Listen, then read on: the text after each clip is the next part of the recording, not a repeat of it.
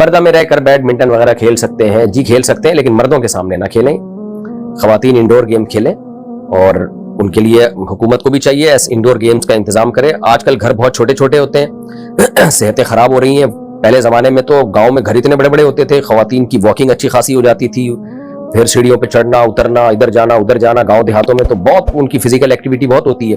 آج کل فلیٹوں میں خواتین رہتی ہیں، گھر میں رہ کے پھر کھاد اسی اسپیڈ سے رہی ہیں، تو وہ صحت بیماریوں کی ایسی کی تیسی ہو جاتی ہے، یعنی بیماریاں اتنی آ جاتی ہیں، صحت کی ایسی کی تیسی ہو جاتی ہے. تو گورنمنٹ کی ذمہ داری ہے کہ وہ خواتین کے لیے ایسی جگہ بنائے جہاں وہ ان کو فزیکل ایکٹیویٹی کا موقع ملے. جم ہونے چاہیے خواتین کے لیے پردے کے ساتھ، اس میں موبائل لے جانے کی پرمیشن نہ ہو، اور پارک ہونے چاہیے جہاں وہ واکنگ کر سکیں، جاگنگ کر سکیں، جس میں صرف خواتین الاؤ. پہلے گورے اس کا خیال کرتے تھے جب تک ان کا فیملی سسٹم تھا.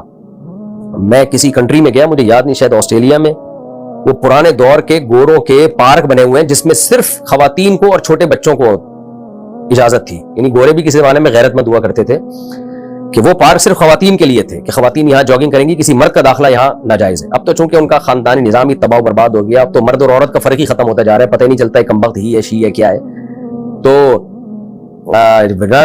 چند سال پہلے تک انگریزوں میں بھی ان چیزوں میں بڑا خیال تھا، اب بھی ہوگا بعض جگہوں پر.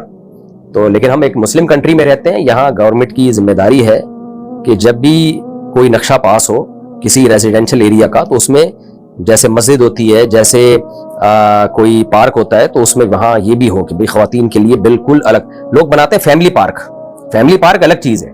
فیملی پارک میں تو میاں بیوی آ رہے ہیں نا، تو کسی اور کی بیوی جاگنگ کر رہی ہے تو یہ کیوں دیکھ رہا ہے اس کو؟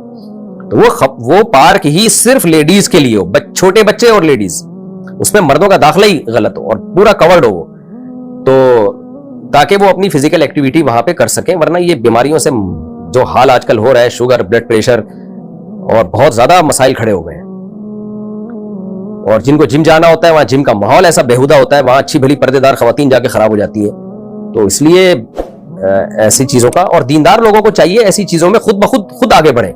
ایک صاحب میرے پاس آیا کہ میری وائف کو ایکسرسائز کا ڈاکٹر نے بتایا ہے، اور وہ گھر میں ظاہر ہے مالداروں کے یہاں خاص طور پر سارے کام ماسیاں کر رہی ہوتی ہیں، تو وہ کہتے ہیں بیٹھے بیٹھے پڑے پڑے بیمار ہونے لگی ہے.